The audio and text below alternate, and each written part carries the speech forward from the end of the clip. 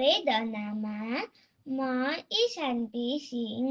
आज म कपिलाको कथा वाचन गर्न गइरहेको छु। यो कथाको लेखन डाक्टर सौरभ पौडेल हुनुहुन्छ। ल सुरु गरौँ है त। कपिला कथा लेख्न बसी। उसले कुनै कथा लेख्न सकिन। कागजको पाना खाली थियो। कपिलाले यता हेरी उता हेरी। साथीहरू जम्माजम कथा लेख्दै थिए। उसले आफ्नो खाली कागज हेरी अनि तोलाउँदै बाहिर हेरी। समय सकिने लाग्यो। साथीहरूले आफ्नो कथा बुझाइसकेका थिए। कपिलाको कागजको पाना भने खाली थियो। घन्टी बज्यो। कपिलाको मनमा भने चिन्ताको घन्टी बज्यो। कपिलालाई आफू साथी जति जान्दिन भन्ने पिर लाग्यो। ऊ शिक्षकको अगाडि गई। उसले खाली कागज देखाई। अचम्म शिक्षकले गाली गर्नु भएन। बरु उहाँले भन्नुभयो, कति राम्रो सेतो मुसाको कथा। मैदाको बोरामा लटपटिएको सेतो मुसा। कपिला लजाई।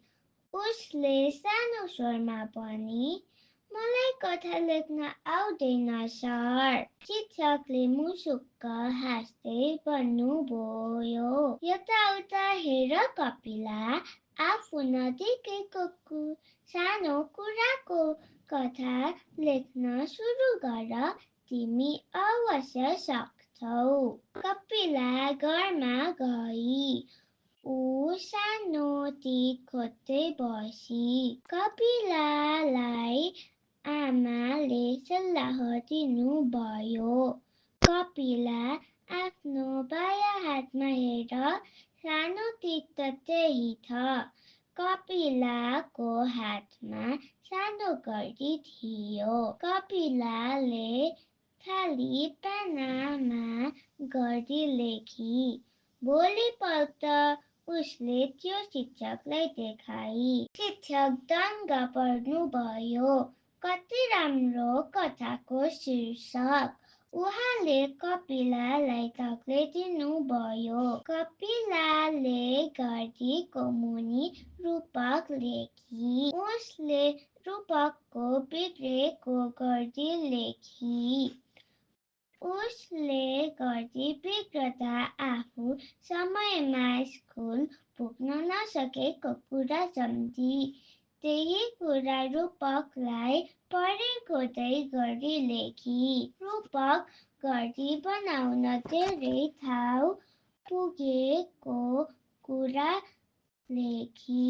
बिग्रेको घडी नभन्दा रूपक दिक्क भएको कुरा लेखी। अघिल्लो वर्षको कथा प्रतियोगितामा रूपकले घडी पुरस्कार पाएको कुरा लेखी। रूपक रमाएको कुरा पनि लेखी। कपिलाले कथा तयार गरी। उसले साह्रै राम्रो कथा लेख्दै थिए। कपिलाले बिस्तारै अरू पनि कथा लेखी। कपिला औधै खुसी भई। मलाई कथा लेख्न आउँछ। म साथीहरूले जस्तै कथा लेख्न सक्छु। धन्यवाद।